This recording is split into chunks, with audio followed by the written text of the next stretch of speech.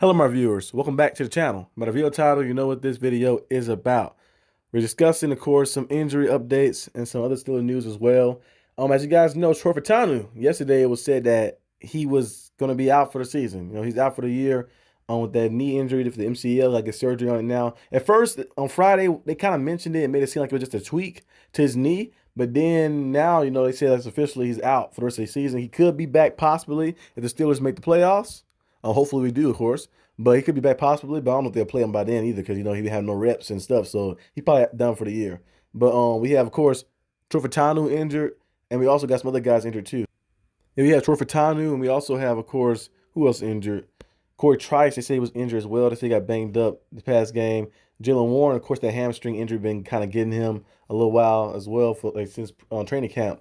And also, as HighSmith had the groin injury as well. So those kind of injuries. The other guys might not be severe injuries, of course, but Alex Highsmith did have a groin injury that shut him down the rest of the game. So hopefully it's not too bad, of course, because that injury right there can kind of linger on with you and still be around. When you pull a groin and stuff, you need to kind of like basically sit down and can't do any physical activity, let it fully heal. So still practicing and doing certain things will never let it fully heal, right? Because he did have his injury before the season started. So I guess it's retweaked now with him. So that's an injury too. Also, we've seen, of course, an injury with Fautanu. Of course, it's like showing like a little bit that might be, even if you get the surgery, it might be even worse later down the line. As you guys know, if you know about the knee cartilage, like what it has, it had the fluid, of course, and there's two bones like that. I think his kind of is gone. Like the way he had the MCL tear and stuff, so it was like bone on bone. So I guess he was damaging his cartilage of his knee, and it kind of like lingering on a while. He's been doing that since college. It happened to him. I think he played through the injury. That's kind of why he fell a little bit in the draft. He could have been a top 10, maybe top 5 pick in the draft, but it kind of came down to us later in the round of the draft because of that injury that occurred to him. And I think if it does get healed and surgery happens, it's still in the long run might still affect them later down the line. I seen, of course, Dwayne Wade. As you guys know, I'm a Miami Heat fan. Dwayne Wade, my favorite player. Now, I don't know about the stuff they do off the court, of course. Like, they don't know what they're doing. They got a lot of things going on in the world of investigations with P. Diddy and all the different individuals that are with them. So that I have nothing to do with that. But Dwayne Wade, as a basketball player, is my favorite player to watch. But he had that knee injury he suffered. And it was bone on bone, just rubbing against each other, and you kind of see how like affected him, like his knees kind of deteriorated a little bit. Same thing for Todd Gurley. Another thing that happened to him. Remember, his career got cut short. So Fautanu can get this surgery, but I think him playing on a damaged knee for so long in college, like he did last year, and then to start this year off, not getting the surgery and letting it fully recover, I think it did more damage than good. So hopefully he able to play a good long career, but I don't know. Is that type of injury right there can be lingering on. Like you may see it a few years later down the line, the wear and tear keeps building upon it and stuff because that right there is something that just, it's hard to like heal fully. I'm not a health expert, of course, but it is something I've seen from other players before, and like it's a very bad injury. So yeah, it's kind of our injuries right now we got going on. We also seen, of course, some other like rumors and reports. People said the Steelers should maybe think about trading Russell Wilson.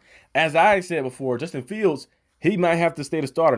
He won the first 2 games, but this last game, I said if he shows something against a team like the Chargers, team who was undefeated, playing good defense, playing good, a team that looked to be a contender, of course, a playoff contender in the conference in the NFL. He went out there and played well. Like they went out there and threw for 240 plus yards, rushed for a touchdown, threw a touchdown as well. He played good. He like 70% completion percentage. He was playing good football. Like you can't like play a better game than that like that. So he went out there and played well, and he actually won the game with his arm. At first he was kind of like playing game manager, doing certain things in the first 2 games, but this game right here, he actually went out there and helped win the game like that. So it's like they can't say, well, he was getting these checked down, the defense carried him. He went out there and helped win the game. Clark could have had 27 points on the board, maybe 30. We missed the field goal, and remember at the end, Najee had a big run, but, they decided to take a knee instead of rushing it in for a touchdown. Could have had more, even more points like that on the board. So the Steelers did a good job at executing very well. Justin Fields been playing very good, and you got to stay with the high hand. Of course, Russell Wilson would have been cool to put in to maybe see how he is when he first got him and signed him, but this opportunity to Justin Fields, a younger guy, who's been playing good, who's going to be our future. He has the high hand right now, got us 3-0 for the first time since, 2020.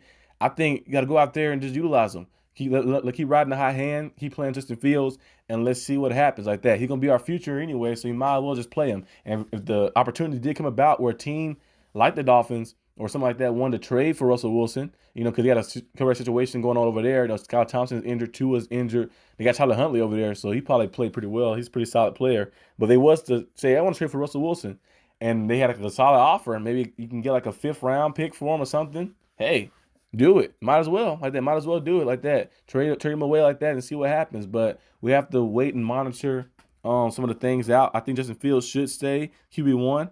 We'll see what Coach Tomlin and the Steelers does. But that's all I have for the updates and injury reports and a little news for today. Hope you guys enjoyed this video. I hope you guys also enjoyed the week 3 review video as well. Tomorrow I'll be having the AFC North race update. No spoiler alert, we're still number 1.